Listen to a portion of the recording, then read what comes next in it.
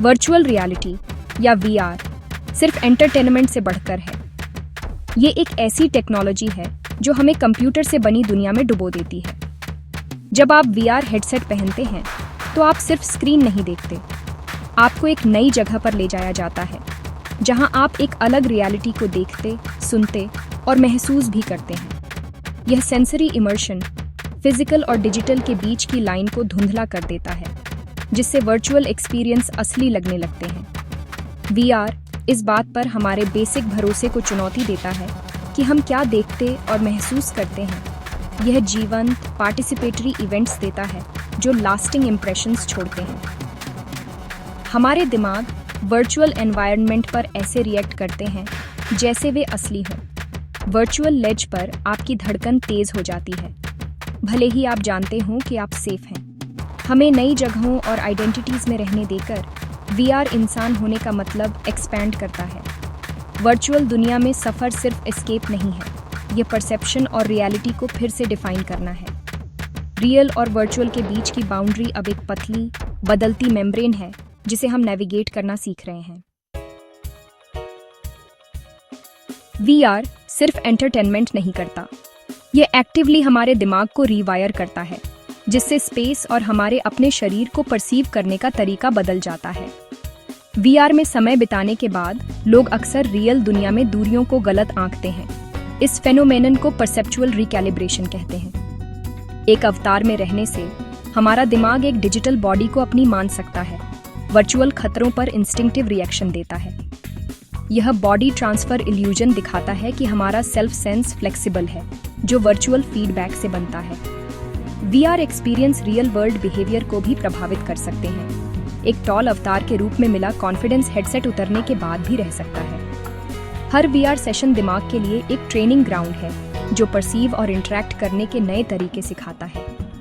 Effects temporary हो सकते हैं, लेकिन वे साबित करते हैं कि सिमुलेशन और रियलिटी के बीच की लाइन कितनी पतली है। वीआर सिर्फ यह नहीं बदल रहा कि हम क्या देखते हैं, यह भी बदल रहा है कि हम कैसे सोचते और एक्ट करते हैं। जैसे जैसे वीआर ज्यादा इंटीग्रेटेड होता जा रहा है, इसके कॉग्निटिव इम्पैक्ट को समझना बहुत जरूरी है। वीआर एक्सपीरियंस के रियल होने का मतलब फिर से डिफाइन कर रहा है। वीआर में एक कॉन्सर्ट में शामिल होकर आप दोस्तों के एवेटारों के बगल में खड़े हो सकते हैं, एक डिजिटल भीड़ की एनर्जी महसूस कर सकते हैं और जेन्युइन इमोशंस शेयर कर सकते हैं। वीआर चैट जैसे सोशल प्लेटफॉर्म लोगों को गहरे, मीनिंगफुल कनेक्शन बनाने देते हैं, कभी कभी पर्सनली मिलने से भी ज़्यादा स्ट्रॉन्ग। अवतार प्रेजेंस, बॉडी लैंग्वेज और आई कॉन्टैक्ट प्रोवाइड करते हैं, जिससे वर्चुअल इंटरेक्शन ऑथेंटिक लगते हैं। वीआर पावरफुल इमोशंस को जगा सकता है, जैसे बचपन के घर में फिर से जाना या थेरेपी में डर पर काबू पाना। इन अनुभवों का इम्पैक्ट रियल है, मीडियम से कोई फर्क नहीं पड़ता। हमारा दिमाग वर्चुअल को रियल इमोशन से अलग नहीं करता। मायने यह रखता है कि हम कैसा महसूस करते हैं। जैसे जैसे वीआर इवॉल्व होता है, हमारी रियलिटी की परिभाषा में ये इमर्सिव डिजिटल दुनिया भी शामिल हो जाती है। अनुभवों को उनके इमोशनल इम्पैक्ट से जज किया जाएगा, न कि सिर्फ उनकी फिजिकल सेटिंग से। वीआर की सबसे बड़ी ताकत एक एम्पैथी इंजन के रूप में हो सकती है, जो हमें दूसरे के पर्सपेक्टिव से जीवन का अनुभव करने देती है। इमर्सिव जर्नलिज्म आपको एक रेफ्यूजी कैंप या वॉर जोन में डालता है, जिससे दूर के संकट पर्सनल रियलिटी बन जाते हैं। वीआर डिसेबिलिटीज या वर्क प्लेस बायस को सिमुलेट कर सकता है, जिससे यूजर्स को दूसरों को रोजमर्रा की चुनौतियों को समझने में मदद मिलती है। यह एम्बॉडीड पर्सपेक्टिव सहानुभूति को जेन्युइन एम्पैथी में बदल देता है, जिससे समझ और एक्शन को मोटिवेशन मिलता है। किसी और के वर्चुअल शूज में चलकर हम बैरियर्स को तोड़ते हैं और शेयर्ड ह्यूमैनिटी को बढ़ावा देते हैं। वीआर सिर्फ नई चीजें देखने के बारे में नहीं है, यह उन्हें महसूस करने के बारे में है। जैसे जैसे हम अलग अलग पर्सपेक्टिव्स को एक्सप्लोर करते हैं, हम कंपैशन और ग्रोथ के लिए अपनी क्षमता का विस्तार करते हैं। वीआर थ्योरी को हाथों हाथ एक्सपीरियंस में बदलकर एजुकेशन और ट्रेनिंग में क्रांति ला रहा है। मेडिकल स्टूडेंट्स वर्चुअल पेशेंट्स पर सर्जरी का अभ्यास कर सकते हैं, पायलट फ्लाइट सिमुलेटर में ट्रेनिंग कर सकते हैं और फायर फाइटर्स इमरजेंसी सिनारियोस का अभ्यास कर सकते हैं। यह सब बिना किसी रियल वर्ल्ड रिस्क के। यह सेफ, रिपीट करने योग्य प्रैक्टिस स्किल बिल्डिंग और कॉन्फिडेंस को तेज करती है।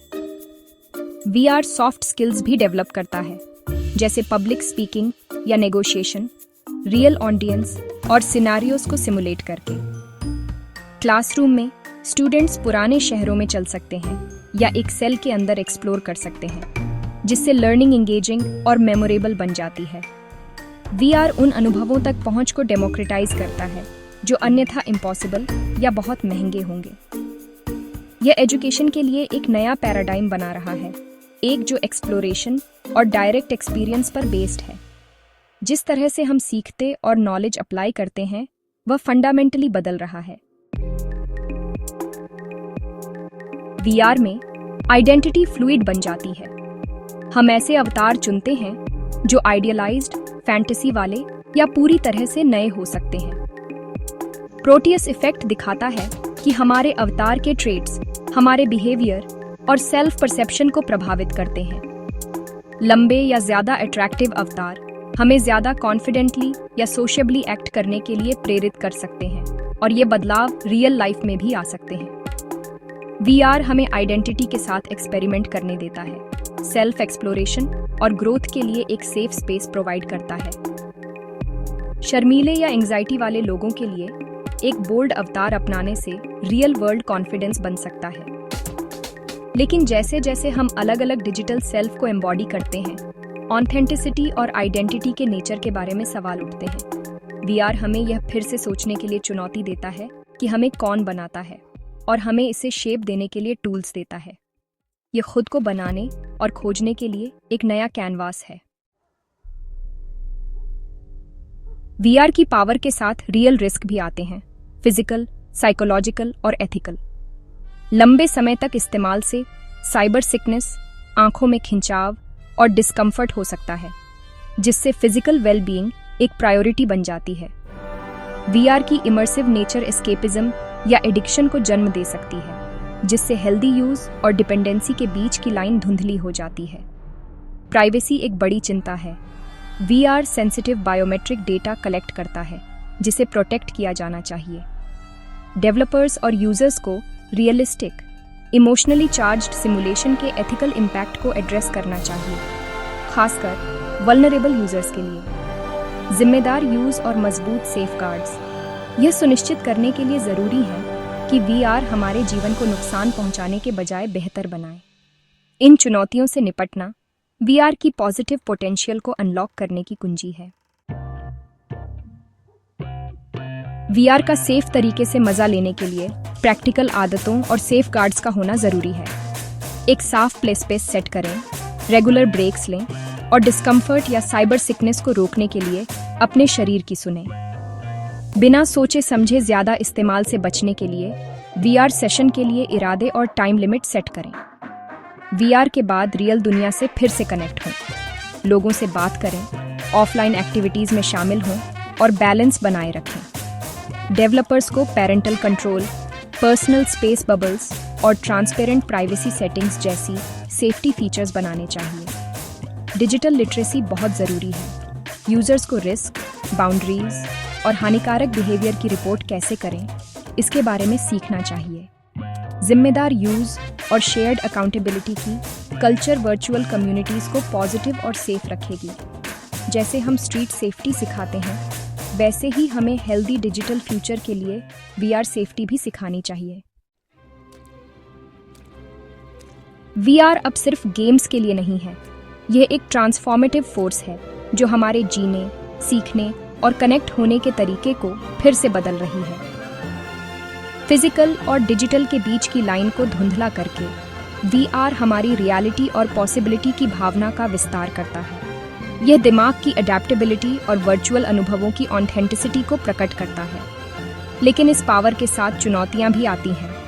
साइबर सिकनेस, प्राइवेसी और एस्केपिज्म का रिस्क। दूरदर्शिता और जिम्मेदारी के साथ हम यह सुनिश्चित कर सकते हैं कि VR हमें सशक्त करे, शिक्षित करे और कनेक्ट करे। VR मानवीय अनुभव के लिए एक प्रयोगशाला है, एम्पैथी के लिए एक प्लेटफॉर्म और सेल्फ डिस्कवरी के लिए एक नया फ्रंटियर है। जैसे जैसे हम इन इमर्सिव दुनिया को अपनाते हैं, हम सिर्फ एस्केप नहीं कर रहे हैं, हम खुद रियलिटी को फिर से डिफाइन कर रहे हैं।